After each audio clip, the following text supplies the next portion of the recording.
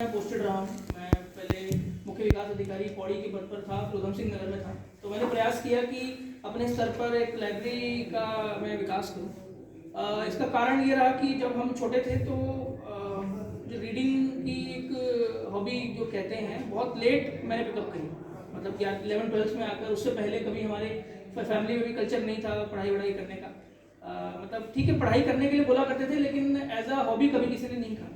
तो लेकिन हम जहाँ रहते थे, कभी आसपास कभी कोई लाइब्रेरी हमारे को नहीं दिखती थी जहाँ पर हम जाके पढ़ सकते हैं या फिर किसी के साथ डिस्कशन कर सकते हैं या बुक्स इशू करा सकते हैं। स्कूल ही एक जगह थी जहाँ पर ये होता था, लेकिन जैसा आपने बताया, स्कूल की लाइब्रेरी एक पनिशमेंट पीरियड टाइप होता था कि वहाँ जाके शांत बैठना।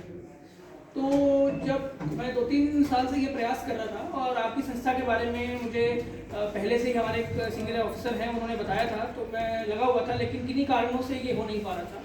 तो जब मैं यहाँ पर आया और मुझे पता चला कि आप लोग लाइब्रेरी एक डेवलप करना चाहते हैं, तो एकदम से मुझे स्ट्राइक किया कि क्यों ना मैं इन लोगों को बुलाकर इनका मैं ओपिनियन लूँ इस चीज़ पर। और हमने जब आप लोग आए, हमने डिस्कस किया और हमारा गोल यही था कि हम मिनिमम टाइम पॉसिबल में इसको कंप्लीट करने का प्रयास करें। और मैं धन्यवाद देना चाहूँगा कि सिर्फ लाइफ स्किल्स कंसल्टेंसी का ही नहीं, जो डाइट का भी पूरा स्टाफ है, मतलब जिस तरह का सहयोग आपने उनको प्रदान किया, जिस तरह का ऑपरेशन, जिस तरह का एंथुजियाज्म मैंने यहाँ पर देखा, शायद ही मेरे को लगता है किसी हम नॉर्मल शासकीय कार्यों में कभी देख पाते हैं। हमेशा जो इमेज ये रहती है कि शासकीय कार्य बिना डंडे के नहीं होते हैं। और मैं तो कहूँगा कि मैंने एक बार भी कभी इनको फ़ोन भी नहीं किया कि काम क्या हो रहा है, विदाउट मेरे पुश करने के, मेरे पूछने के।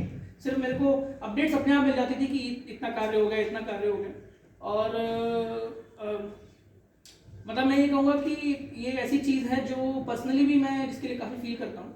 और मैं एक प्रिविलेज बैकग्राउंड से हूँ कि हमारे घर पे परिवार में एक हमें स्पेस दी गई कि अपना खुद का कमरा था कि जहाँ पर बैठ के पढ़ाई कर सकते थे।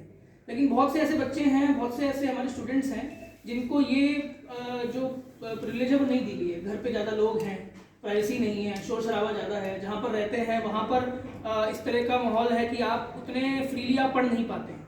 और तो मैंने ये रियलाइज़ किया कि जो प्रिविलेजेस मेरे को मिली, हो सकता है वो कई ऐसे बच्चे हैं उनको नहीं मिली।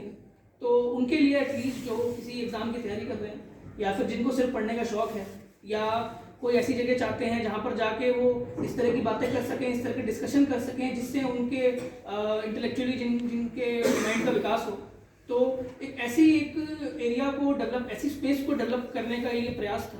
और अब हमारा काम अब खत्म हो गया। काम अब डाइट का है कि कैसे इसको आगे लेकर जाते हैं, क्योंकि एक संस्था हम बना तो लेते हैं, लेकिन संस्था की जो क्वालिटी है वो उसकी मेंटेनेंस, वो उसके डेवलपमेंट पर है। तो जितना वो उसको पर्सनली उसको लेकर कि हमें अच्छी चीज़ को डेवलप करना है, उसको मेंटेन करना है कि और जो आसपास के लोग हैं ताकि उसका लाभ उठा सकें। इसीलिए मैंने बोला कि जो हमारे स्टूडेंट्स हैं तो उनको भी इसका लाभ जरूर मिलना चाहिए, बिकॉज ऐसी फैसिलिटी आसपास के कहीं शहरों में नहीं है।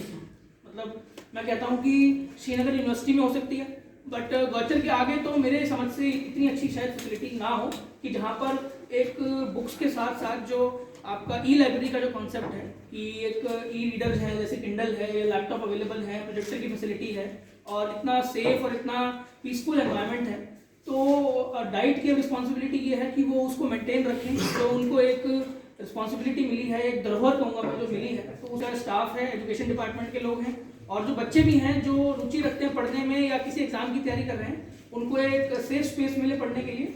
और ऐसी हम कोशिश कर रहे हैं कि इसी तरह की लाइब्रेरीज, इस तरह के ई रिसोर्स सेंटर हम और डेवलप करें। जैसा आपने बताया कि नेक्स्ट जो हमारा है वो गोपेश्वर में है, उसका काम स्टार्ट हो गया है, तो मैं आशा करता हूँ कि 2 से 3 महीने में वो पूरा हो जाना चाहिए। और भी ये करने के बाद और भी ऐसे लोग हैं हमारे पास जो समाज सेवी हैं, जो CSR में या अपने सोशल रिस्पॉन्सिबिलिटी